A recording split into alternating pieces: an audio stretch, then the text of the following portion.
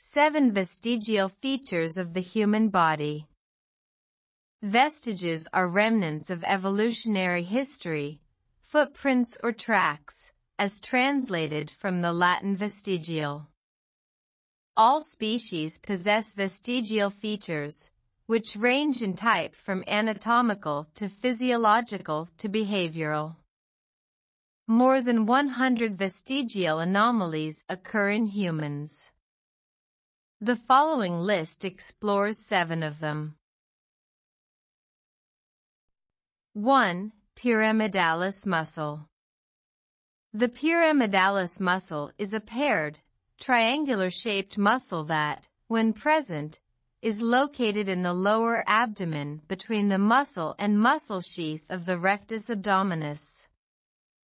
The pyramidalis muscles vary in size and in number, with some people having 2, 1, or none. They may serve to contract the linea alba, an activity that is considered irrelevant to the function of the abdominal muscles. Researchers have estimated that one or both pyramidalis muscles are present in about 80% of the human population. 2. Palmaris longus muscle. Research has indicated that the palmaris longus, a thin strip of muscle running between the wrist and the elbow, is absent from both arms in about 10% of humans.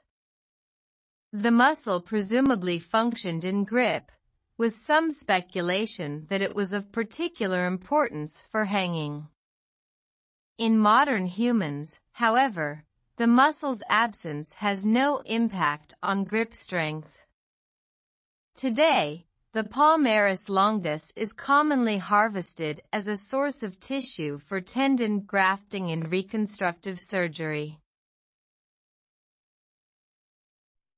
3. Auricular muscles. The auricular, or extrinsic, muscles of the human ear include the anterior auricular muscle, the superior auricular muscle, and the posterior auricular muscle. Together, they control the pinna, or the visible part of the ear. In many mammals, ear movements produced by the auricular muscles play a role in sound localization and the expression of emotion, but in humans, the muscles are considered non-functional. Darwin proposed that humans effectively capture sounds by positioning the head to receive them, thereby compensating for the loss of or eliminating the need for the auricular muscles. Through repeated effort, however, humans can recover. 4. Nictitating membrane. The plica semilunaris is a fold of conjunctiva at the inner corner of the human eye.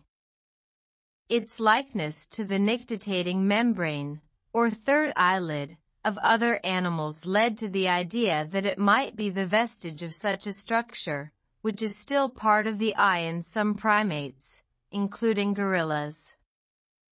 In the chimpanzee, however, one of the human species' closest relatives, the plica semilunaris also appears to be vestigial. The function of the nictitating membrane in many animals is protective, for example, keeping the eye clean and moist or concealing the iris from predators. In some species, the membrane is sufficiently transparent so as to enable vision when underground or underwater. Though the reason for the loss of a nictitating membrane in humans is unclear, changes in habitat and eye physiology may have rendered the tissue unnecessary.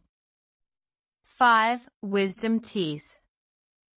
As the human species migrated out of Africa, it came to populate a variety of habitats, and eventually, human civilizations developed. Coincident with those events was a shift in the human diet toward the consumption of soft and processed foods, which gradually eliminated the need for large, powerful jaws. With a reduction in human jaw size, molars, particularly the third molars, or wisdom teeth, became highly prone to impaction. Increasingly, wisdom teeth are congenitally absent. As a consequence, they are now considered a vestigial feature of the human body. 6. Tails.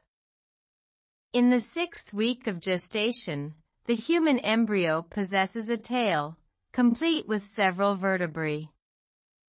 In the next couple weeks of development, however, the tail disappears, and over time the vertebrae fuse to form the coccyx, or tailbone, in the adult.